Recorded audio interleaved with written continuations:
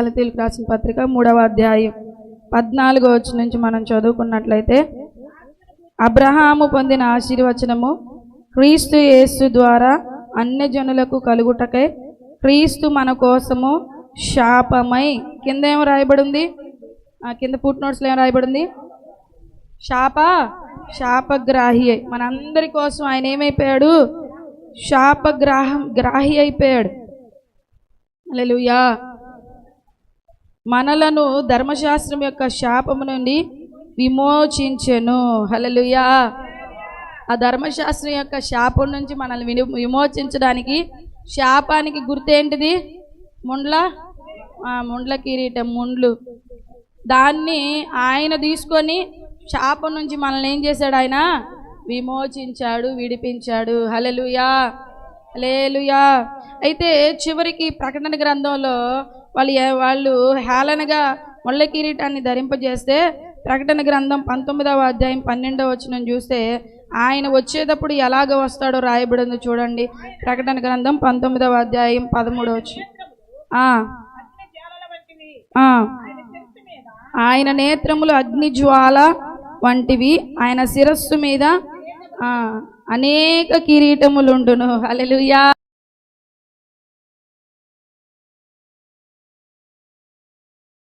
హేళన చేయడానికి, గేలి చేయడానికి శిరస్సు మీద ముండ్ల కిరీటాన్ని ధరింపచేశారు. కానీ ఆయన ఆధ్యాత్మికంగా ఏ ఉద్దేశంతో, ఏ తాత్పర్యంతో ఆయన దాన్ని స్వీకరించాడనంటే, ఆ ధర్మశాస్త్రం నుంచి వచ్చేటువంటి ఆ శాపాన్ని తొలగించి ఆ శాపం ఆయన మీద వేసుకొని ఆయన శాపగ్రాహి మనల్ని శాపాల నుంచి విడిపించడానికి ఆ ముండ్ల కిరీటాన్ని ధరింపజేసుకున్నాడు. ఇప్పుడు ఆ సిలువలో మరణించి పునరుద్ధాన్ని తిరిగి లేచిన తర్వాత ప్రతి శాపం కొట్టివేయబడింది, ప్రతి పాపం కొట్టివేయబడింది, ప్రతి అవిధేయత కొట్టివేయబడింది, ప్రతి మరణం కొట్టివేయబడింది. హల్లెలూయా, హల్లెలూయా. ఆ తర్వాత ఎలా వస్తాడంట, అనేక మనల్ని తీసుకెళ్ళడానికి వస్తాడు కదా. అప్పుడు ఎలా వస్తాడు ఆయన, అప్పుడు అనేక కిరీటాలు ధరించుకొని ఆయన వస్తాడంట. ఆయన కళ్ళు ఎలా ఉన్నాయంటే అగ్ని జ్వాలలుగా ఉన్నాయి. ఇందాక ఇప్పుడు మనం చదువుకున్నాం కదా, ముళ్ళ కిరీటాన్ని ఆయన ధరింపజేసినప్పుడు ఆయన నరాలన్నీ కూడా కదిలించబడినాయి, నరాలన్నీ చిట్లిపోయినాయి కదా. ఇప్పుడు ఆయనకు చూపు కూడా కొంత ఏం కలిగిపోయిందంటే మంద దృష్టిలోకి ఆయన వెళ్ళిపోయాడు. ఆ రక్తం అంతా కూడా ఇలాగ కళ్ళ మీద నుంచి, ముఖం మీద నుంచి కారుతూ ఉంటే స్పష్టంగా కూడా ఆయన చూడలేక అలాగ కొద్ది కొద్దిగా చూస్తున్నట్లుగా మనం గ్రహిస్తూ ఉన్నాం. హల్లెలూయా. అప్పుడు వచ్చేటప్పుడు ఆయన ఎలా వస్తాడంట, ఆయన కళ్ళు ఎలా ఉంటే అగ్ని జ్వాలలాగా ఉంటాయంట. హల్లెలూయా. అగ్ని జ్వాలల వంటి నేత్రములు గలవాడా, అపరంజి పాదాలు గలవాడా. హల్లెలూయా. షోల మీద ఎంతో చక్కగా ప్రియుని గురించి వర్ణిస్తూ ఉంటుంది కదా. నా ప్రియుడు ధవలవర్ణుడు, రత్నవర్ణుడు, 10,000లో అధిక ఆంక్షణీయుడు, ఎంత శ్రేష్ఠుడు, ఎంతో సుందరుడమ్మా తాను. ఆ పాట ఉంది కదా, ఎంతో సుందరుడమ్మా తాను, నేనెంతో మురిసిపోయాను, ఎంతో సుందరుడమ్మా తాను. హల్లెలూయా. త్వరగా చూద్దాం. ఎర్రని అంగి ఎందుకోసం ఆయనకు ధరింపజేశాడంటే, మత్తయి సువార్త 27వ అధ్యాయం 28వ వచనం. మత్తయి సువార్త 27వ అధ్యాయం 28వ వచనం. నాకు చెప్పాలని ప్రేరేపణ, ఆలోచన వచ్చింది, మరలా ఈరోజు కాకపోతే మరలా మర్చిపోతానేమో అని. వారు ఆయన వస్త్రములు తీసివేసి ఆయనకి ఎర్రని అంగి తొడిగించి ఏం చేశారంట, ఆయన వస్త్రాలు తొడిగించి ఎర్రని అంగి వేస్తారండి. ఎర్రని అంగి దేనికి సాదృశ్యంగా ఉందంటే, ఒక రాజరికానికి, ఒక హుందాతనానికి సాదృశ్యంగా ఉంది. భౌతిక సంబంధంగా చూస్తే దేనికి సాదృశ్యంగా ఉంది, ఒక రాజరికానికి, ఒక ఉన్నత స్థితికి ఎరుపు రంగు బ్రైట్నెస్ అన్నమాట, అది సాదృశ్యంగా ఉంది. హల్లెలూయా. కొన్ని వివాహాల్లో కూడా మీరు చూస్తే ఏం ధరిస్తారు, ఎక్కువగా దానికి ప్రిఫరెన్స్ ఇస్తూ ఉంటారు. హల్లెలూయా.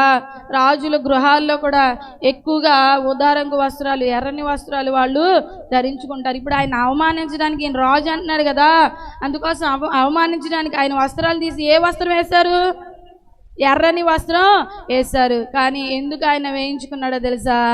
ఎరుపు దేనికి ఆధ్యాత్మికంగా సాదృశ్యంగా ఉందంటే మన పాపాలు ఎరుపు రంగుకి సాదృశ్యంగా ఉన్నాయి. చూడండి త్వరగా యెషయా గ్రంథం 1వ అధ్యాయం 18వ వచనం చదువుకుందాం. యెషయా గ్రంథం 1వ అధ్యాయం 18వ వచనం. యెహోవా ఈ మాట సెలవిచ్చుచున్నాడు, రండి, మీ పాపములు రక్తము వలె ఎర్రనివైనను అవి హిమము వలె తెల్లబడును. మన పాపాలు ఎలా ఉన్నాయంట? రక్తము వలె ఎర్రనివైనను అవి హిమము వలె తెల్లబడును. హల్లెలూయా. మొట్టమొదట మన పాపాలని దేవుడు దేంతో పోలుస్తూ ఉన్నాడు? ఎర్రని రక్తంతో, ఆయన ఎర్రని కలర్తో ఆయన పోలుస్తూ ఉన్నాడు. ఎర్రనివైనను నీ పాపాలు రక్తము వలె ఎర్రనివైనను అవి హిమము వలె తెల్లబడి.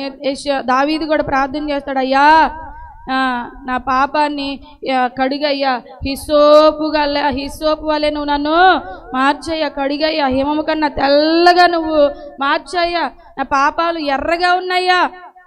హల్లెలూయా. ఇప్పుడు ఆ ఎరుపు పాపానికి సాదృశ్యంగా ఉంది కదా. మన పాపాలన్నీ ఆయన మీద వేసుకోవడానికి ఆయన ఎరుపు రంగు వస్త్రాన్ని ఆయన ధరించుకున్నాడు. హల్లెలూయా, హల్లెలూయా. అని వాళ్ళు ఏం చేయడానికి? రాజు అని అపహసించడానికి ఎర్రని వస్త్రాన్ని ఆయన ధరించారు. కానీ యేసు ప్రభువారు ఎందుకోసం దాన్ని అనుమతించాడు? మన పాపాలన్నీ కూడా ఆ యొక్క ఎరుపుకి సాదృశ్యంగా ఉన్నాయి కనుక అవి ఆయన తీసుకొని మనల్ని ఎలాగ మార్చేశాడంటే హేమము వలె తెల్లగా ఆయన మార్చేశాడు. హల్లెలూయా, హల్లెలూయా. బిడ్డ పుట్టంగానే ఎంత బ్లడ్తో రకరకాల మైలుతో ఎంత భయంకరంగా ఉంటుందో ఆ డాక్టర్లు ఏం చేస్తారంటే నీట్గా క్లీన్గా శుభ్రపరిచి ఎంత చక్కని అందమైన బిడ్డలు మనకి ఇస్తారు. హల్లెలూయా, హల్లెలూయా. అదే కడుపులో నుంచి అలాగ తీసి మన చేతుల్లో పెడితే, మామూలుగా అయితే బేబీని చేతిలో పెట్టంగానే తల్లికి కానీ తండ్రికి కానీ నాయనమ్మకి కానీ తాతకి కానీ అమ్మమ్మకి కానీ కళ్ళ నిండా నీళ్ళు తిరిగిపోతాయి ఆ బేబీని పట్టుకొని. అదే శుచిపరచకుండా మన చేతుల్లో పెడితే ఆ బేబీకి సంబంధించిన ఆనందం మన ముఖంలో కనపడదు. ఏదో ఒక రకమైన ఎక్స్ప్రెషన్ దిగ్భ్రాంతిలోనే మనం ఉంటాం. ఆ డాక్టర్లు ఏం చేస్తారు? నర్సులు చక్కగా నీట్గా ఆ మలినమంతా తుడిచేసి చక్కగా క్లీన్ చేసి అందమైన రూపంతో మనకి అనుగ్రహిస్తారు. హల్లెలూయా. అలాగే దేవాది దేవుడు కూడా ఆయన రక్తం ద్వారా మనల్ని కడిగి పరిశుద్ధపరిచి ఆయన మన పాపాలన్నీ ఆయన మీద వేసుకొని మన పాపాలని తుడిచివేసి కడిగి వేసి ఏం చేశాడు? తెల్లగా మన హృదయాన్ని మార్చేశాడు. హల్లెలూయా. ఏంటి ఇంకా కొంతమంది నల్లగా ఉన్నాం, తెల్లగా ఎట్లా మారావు అనుకుంటున్నారా?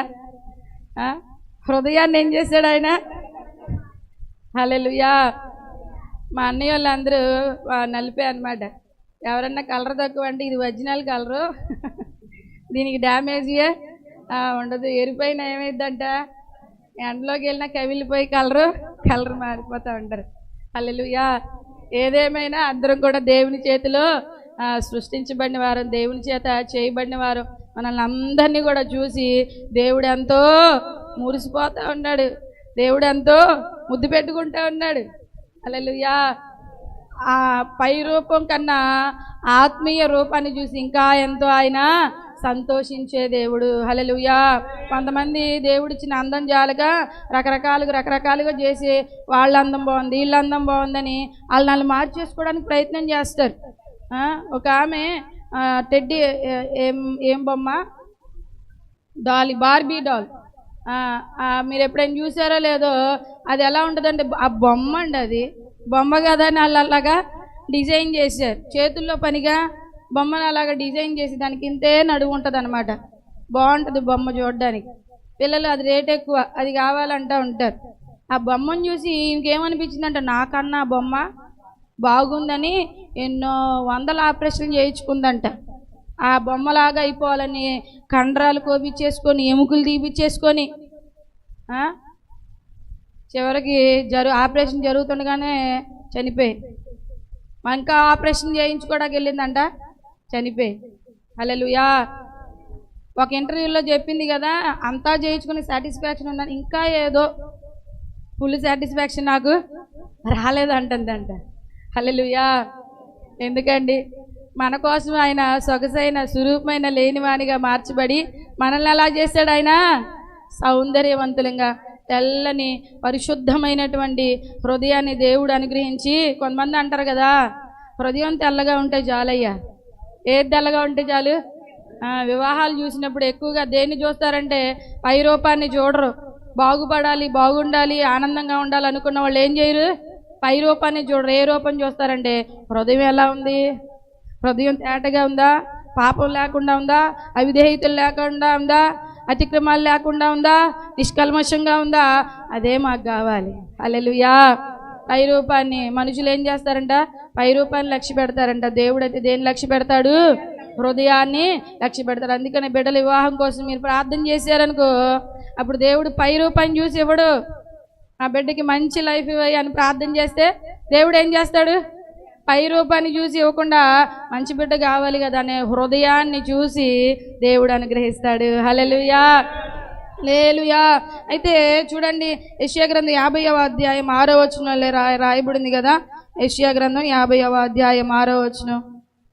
కొట్టువారికి నా వీపును అప్పగించి తిని, వెంట్రుకలు పెరికివేయి వారికి నా చెంపను అప్పగించి తిని, ఉమ్మివేయి వారికి అవమానపరచు వారికి నా ముఖమును దాచుకోలేదు. ప్రవచనం నెరవేర్చబడ్డానికి, ఆయన అవమానించబడ్డానికి ఈ రీతిగా ఆయన అప్పగించుకున్నాడు. ప్రకటన గ్రంథం 19వ అధ్యాయం 13వ వచనం చదువుకున్నట్లయితే, ప్రకటన గ్రంథం 19వ అధ్యాయం 13వ వచనం.